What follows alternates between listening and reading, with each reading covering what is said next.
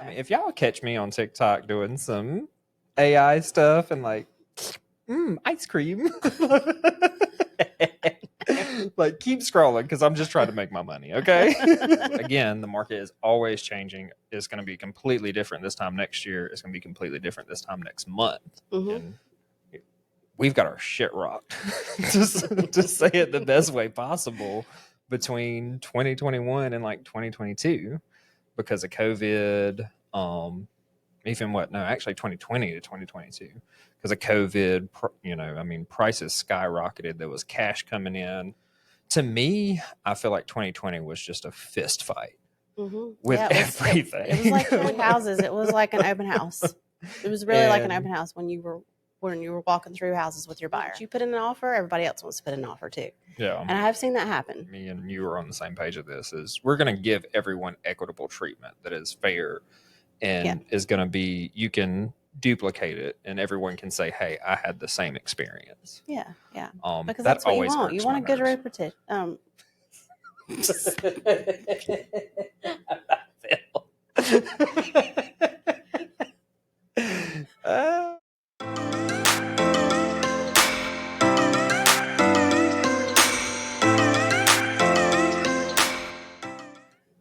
All right, so we are back. I don't know what episode this is going to be. It doesn't matter. Yeah. I feel like we're going to rearrange them anyways. Sure. But of course, this is Class and Sass, where real estate meets personality. And I think today's topic is going to be actually real estate related. All right.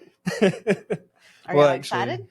Get into some real estate things. Of course, let us know what you want to hear. Follow the podcast. Subscribe. You can always email us too. Yeah, we love all the emails y'all have sent us. We haven't gotten any emails. Stop. We have gotten feedback though. We have gotten some feedback. So we have too much nervous laughter, so quit laughing. I know. I'm sorry. I'm going to be much more serious and no fun. I feel like I laugh to transition to talking. And also when it's funny. I think everything's funny. So you do. I do. But I did want to start because I was telling Wendy before we started about this new TikTok trend that is like AI. Yeah. I don't even know what he's talking about. Yeah. So. I mean, if y'all catch me on TikTok doing some AI stuff and like, ice cream. Like keep scrolling because I'm just trying to make my money. Okay. But there's this one creator she is hilarious. She has a ball with it. It's just a fun time. It's called like Ghetto AI. It is so funny. You only live life once, right? Have fun while you're doing it. It is. I'm like, why not do something you enjoy? And if making people laugh on TikTok, acting and like a robot, sitting there swaying back and forth makes you enjoy life. Why not? Hey, I'm saying, make that money. I am not judging nobody. If you are making money, then you do you. But yeah, go check her out because she's awesome. I think her name's like Peaches. Of course it is. I don't know what it is. No, she's really cool. She also sells like hair oil stuff, I believe. But anyways, I don't need that. My hair's oily enough. I feel like anytime I like wash my hair, it makes my face oily too. But it's okay. You'll just look younger longer. I hope so. Oily is a good thing. I heard the other day that Red Bull has a chemical in it that slows the progression of aging. Mm-hmm. And I drink at least 2 a day. Is that the well sperm in there? Maybe. I don't know. Also, I mean, sperm, I am no stranger to. Oh, no. Cut.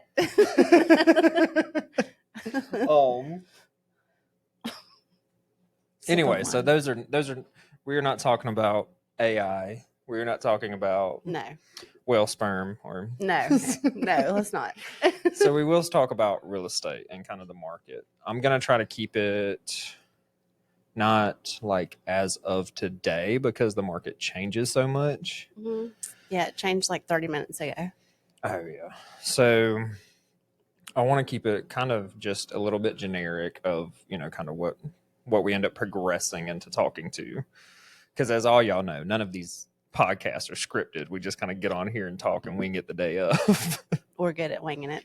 Wendy has yet to make an idea sheet, so just going to throw that out there. Hey, we have brainstormed together and you've written some things down and we go back and look at it and then it's like, what in the world were we thinking? It is like, I didn't think it was going to be this hard. Like I had a million ideas when we first started. It is. I don't know how writers do stuff. Yeah, and now I'm trying to think of like more stuff to talk about as we've talked about other things, and some topics we may revisit too. Yeah, and we don't want it to be boring.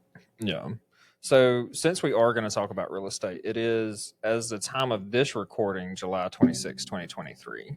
Are you going to tell them everybody the date? Yeah, so that they can kind of put it into preference, because again, the market is always changing. It's going to be completely different this time next year. It's going to be completely different this time next month. Mm-hmm.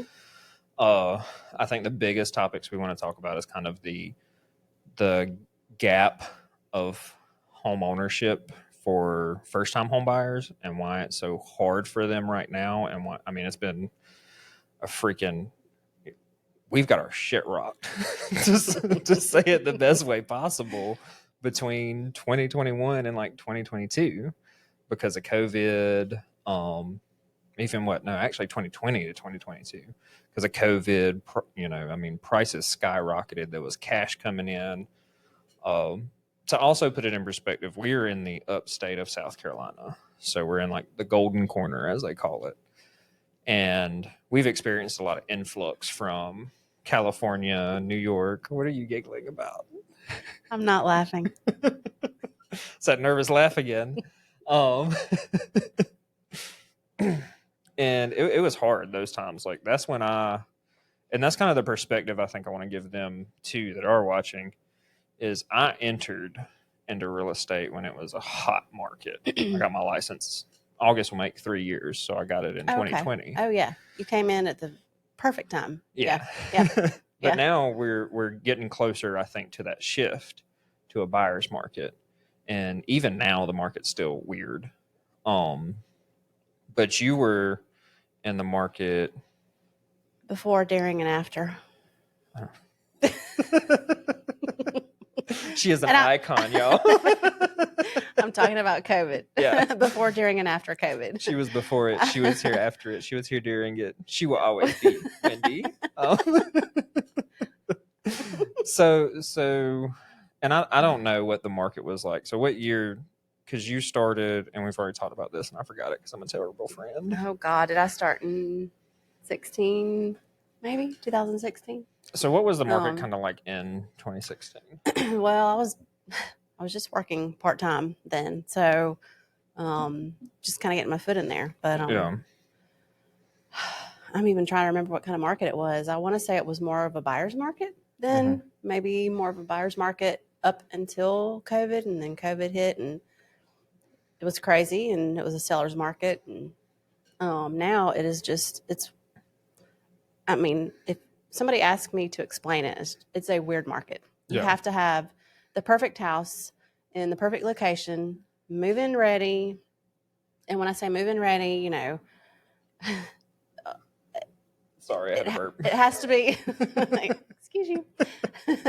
Yeah, so move-in ready. I know a lot of people's opinion about move-in ready is different. And, you see these gray walls and these beige walls and, no carpet. And so it's weird. It's weird. It depends on where the house is. And, if it's move-in ready, they're going to go like hotcakes. But you also have to price them right and be competitive unless you just want to sit on it.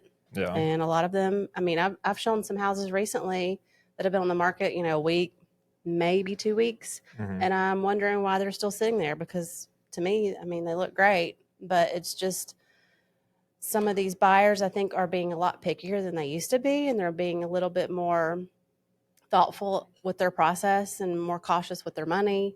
I want to, not to interrupt you. No, you're good. You're good. But I want to interject on that part where you was like, it's been on 2 weeks and I'm wondering why. Yeah. Because it's a different market. In 2020, you had about 3 hours to make an offer when it came on. You need to look at the house before it was even listed, basically. And like I've talked to other agents that have been in longer than both of us, and they say an average market is about 30 days, if not 3 months before it sells. And to me, it's such a, I guess, retraining the brain that just because it's 21 days on market, they don't need a price drop necessarily there. They don't need, it's just, that's a more normal market versus what we're seeing now. You was talking about, people being conservative with their money. Yeah, because I think during COVID, even and a little after COVID, when it kind of started to change a little bit, I know a lot of people were rushing in to get their offers in, and they wanted to be the first one to get the offer. And, you were going above asking and paying like 50 above appraisal and more. And I mean, it was just crazy. And so people were still kind of used to that, and they didn't want to lose the property. But what they were doing is they were rushing into it, and then they ended up backing out during, inspections or whatever it was. They changed their mind. And so we have started seeing a lot of houses come back on the market too. So, but I do think people are being just a little more cautious now. They want those upgrades. They want the, the polished walls, the paint colors have to be perfect. It's just. I mean, you want the most bang for your buck. Yeah. Which is understandable for any buyer, anything you're purchasing. Yeah. How did you see kind of negotiations differently in 2016 up till like 2019 and near the start of COVID? Like, was it more, to me, I feel like 2020 was just a fist fight with everything. It was like when you showed houses, it was like an open house. It was really like an open house when you were walking through houses with your buyer. Yeah. I feel like a normal market, you have time to kind of think about it, to see it, to weigh your options, and then to put in a fair offer. Where at one point you're telling your buyers, sleep on it, don't rush into this, which you don't want to rush into anything, and this is a huge purchase. One of the biggest decisions you'll make in your life. Yes. However, during COVID, if you slept on it, you weren't sleeping in it, as they say. I heard that a lot too. Yeah. I'm telling you, like I was running around. I just felt dragged while trying to learn how to do my job. Like I don't know everything. And if you're a good agent, you were on this, you had to show the house immediately. Like, now it's like, oh God, let me look at the details on this house and let me see how long it's been on the market. If it's only been on the market a day, you probably need to go check it out if your buyers are interested. And, if it's been on the market a week, you might have, a little more time. It just, but once you put in an offer, everybody else wants to put in an offer too. Yeah. And I have seen that happen. And I always hate asking the question because I'll ask an agent like, hey, do you have any offers or expecting any? Right. Once their response comes through, it's no longer valid. Yeah. Because they could get something in 2 hours. Yeah, absolutely. But it's a lot easier now because I'm not asking, hey, do you have anything? And they're like, oh, we got 6 cash, 3 conventional, and appraisal gaps that are. I mean, I wrote. Yeah, and they don't have to tell you that. I mean, you're a listing agent, you don't have to give any information out. Yeah. I mean, I do definitely try to probe as much as I can. I've never had a listing agent give me price. They will tell me range of, are we over, are we at, or are we below? And sometimes they'll give me, because during COVID was a really big time where, the main question was, is there cash? Because I work with a lot of veterans and they have a lot of VA loans. And it's hard to compete with cash with any loan type. Well, it is. And I hate to, and I don't really understand that. I get the VA, the FHA, the USDA. They have different things that have to, be approved and that kind of thing in order for the loan to go through. But as far as conventional, if you're pre-approved for a loan, your money is still as good as cash. A cash buyer can back out as easily as someone that has a pre-approval with the lender. Yeah. But I just think that sellers look at that as ooh, cash, cash is king. And, there's still, but with cash and with some loan types, you don't have to do an appraisal. if you're not worried about that. And, Yeah. I mean, and that's the thing too. Like, even no matter the loan type you have, I hate running into the stigmatisms of loans because, conventional, everyone, if it's not cash, their next best option is conventional. mm-hmm. You can still get denied on safety issues with a conventional loan. During COVID, I saw some things come up on appraisals with conventional loans I have never even seen on conventional loans. And so it just depends on who the appraiser is too. I mean, and there's such a misconception around, because VA is a great loan type, especially for our service members. Absolutely. USDA and FHA is awesome for our first-time home buyers. And it's definitely there to protect the buyer as much as possible.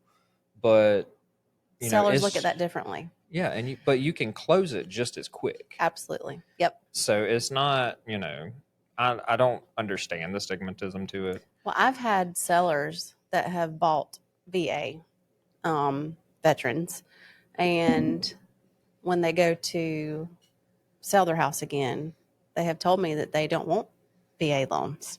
Yeah. And it's funny because, I've had people say that, and then they will still accept one in the same it's so just such a good loan program. I mean, VA is awesome. Yeah, it's also good to say, this house went through appraisals and inspections and everything with VA loans. So your house is going to qualify for that probably again, unless it's been, 15 years down the road and you haven't taken care of it. Yeah. But, and I feel like the only difference is peeling paint is a big issue for any government-backed loan. So your VA, USDA, and FHA. Rotten wood, and rotten wood and safety concerns of railing. Right. But conventional will still flag you if there is a safety concern and say, hey, this still needs to be fixed for it to appraise. And I've had no trouble. I mean, a lot of the VA loans, even during, COVID and stuff, we got it on time to the closing table. So, well, you're not buying a new house, and even if you are buying a new house, there are still going to be probably some issues that need to be taken care of. So, yes, yeah. And that's one thing we can go into. So, if you are purchasing a new home, first and foremost, the agent on site showing you that new house does not represent your best interest. Yeah. They are, and I'm not saying, they're great agents, but they do represent the seller. They are trying to sell that builder's home. So definitely go into a new construction with your own agent as a buyer so that they can point things out. The other thing is, a lot of times you'll hear, oh, well, you don't need a home inspection. Because this is a new house. Well, wrong. Yeah, definitely wrong. Wrong. Because you can go into, and you'll do, so the builder usually has like a 1-year warranty. And they're like, hey, get a home inspection at the 11th month, which you should. But after you've purchased it, they're not going to say whether or not it's the builder's fault or your fault that window broke. So they're not going to cover it under that warranty. And all builders are different. So you just need to find all those details out before you. Yeah, I mean, but definitely, I'm not trying to sound negative towards the builders. There's some great builders out there. Oh, yeah. But everyone is operating at arm's length. You want to protect your interest as much as they want to protect theirs. And there's nothing wrong with that. And that's why you have a buyer agent represent you so that they're looking out for your best interest. Definitely have a buyer's agent. I have heard of new builds having, just an example. I feel like I know where it's going, but I'm not sure. But go ahead. No, I mean, and I don't know what builder this was or anything, so it's okay. But, and not that I would name any names, but just a dryer vent that wasn't vented through the outside of the house.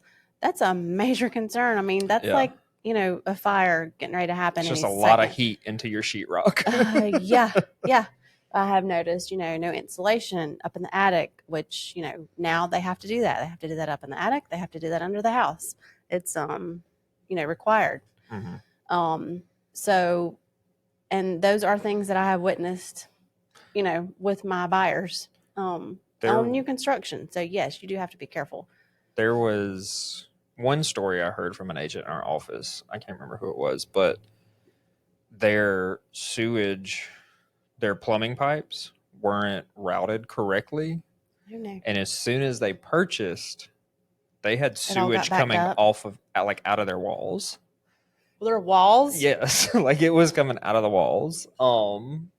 So they had to like. Were there pipes in the wall?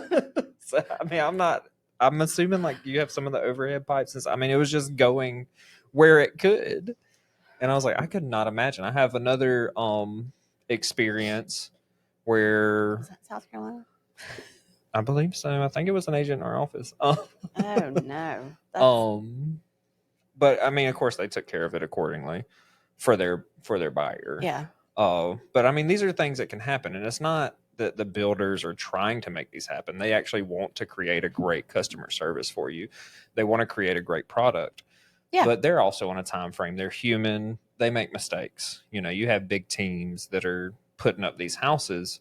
And I hear a lot of times, and I feel like it is kind of unfair, that, I mean, I hear it both ways. Some people want that new construction because they don't want anything to worry about. Other people are like, well, I want the old school stuff because it just withstands time better. Yeah. And I'm like, well, I mean, if you have a good builder, they're going to build a home that's going to last. Yeah. But again, these are things that can happen. So if you are buying, definitely be cautious, even with new construction. You know that the agent on site is not going to represent you. They are representing the builder, and that is their job. That's what they're supposed to do. Mm-hmm. So definitely go in there with a buyer's agent to look over everything with you, explain it to you, and make sure. And I will say that during COVID, I think that people were, like builders, were extremely busy. So there were a lot of subcontractors that were hired, and they weren't actually working for that company. And subcontractors would say, yes, we put the insulation in the attic, or yes, we piped this this vent dryer out through the wall. Glasses of wine, right? So that's not on the builder. I mean, either, but yeah, like I said, there's good builders definitely, and again, a real estate agent is going to know. That's why you do inspections. Which builders are good. Which homes do last, which homes are good to go for. I don't know, I'm just saying. Get you a buyer agent. Yes.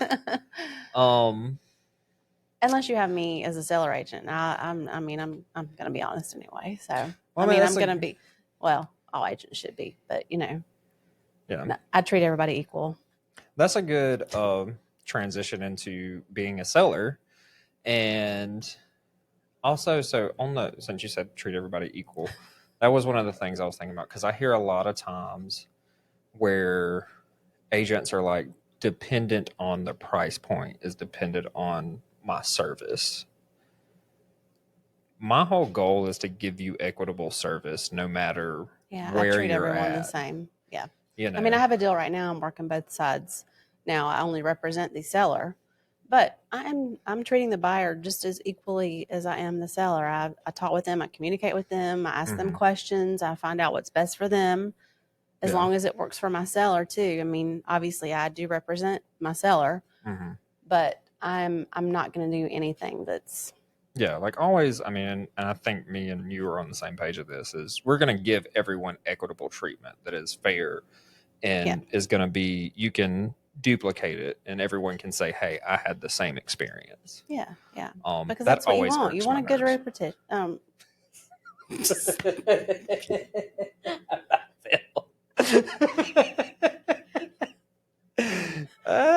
gotta excuse us. We've had 2 glasses of wine. It's been a long week. It has been a long week. It's been a long year. Yeah, I mean, that's the other thing too. So, I know we were going to transition into sellers, but I did want to talk about it's so hard right now for first time home buyers, and like we get your frustration with the market right now, and like the.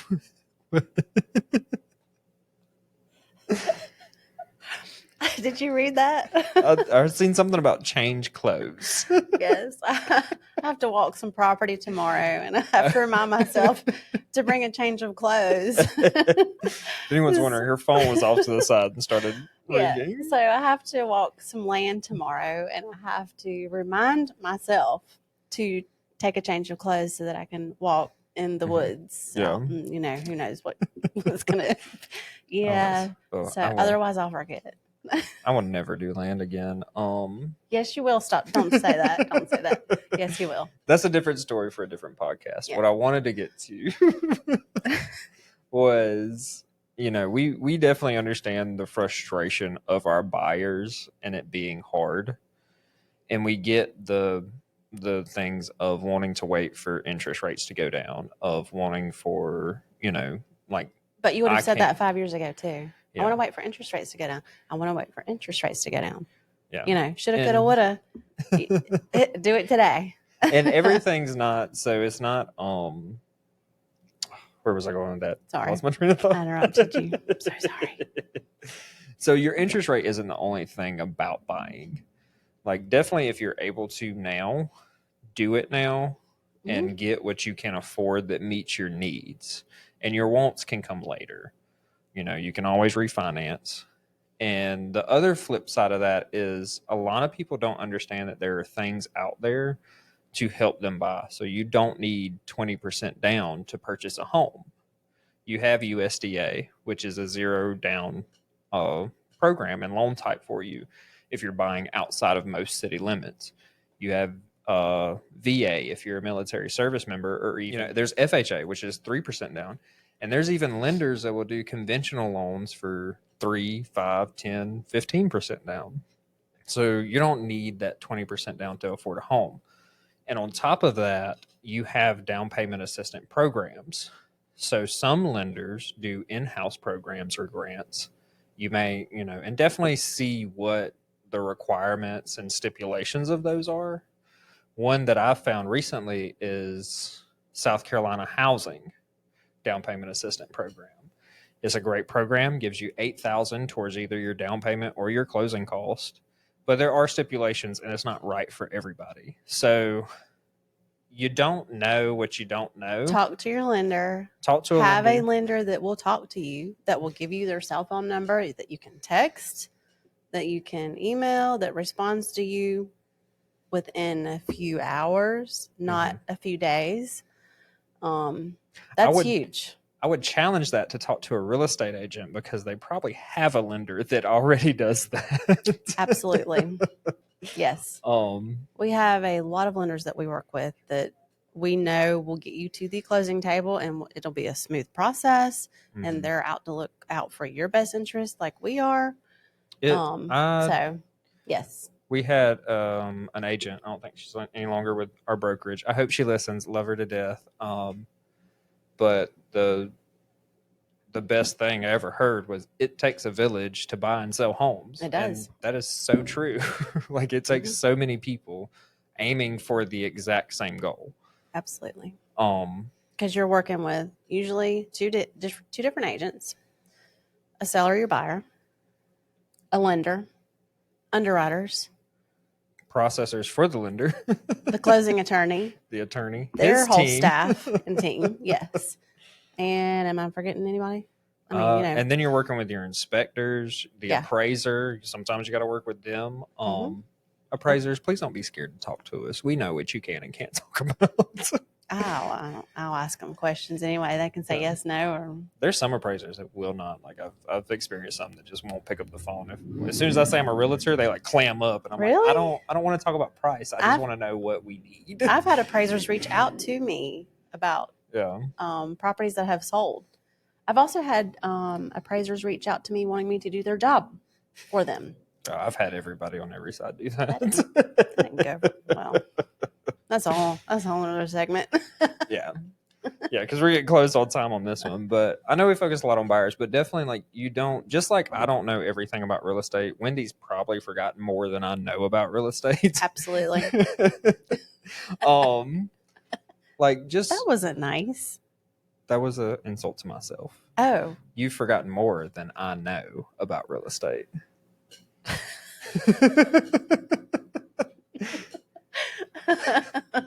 I'll have to tell you who told me that, or like who I heard that from, and you're gonna laugh about that even harder. Okay.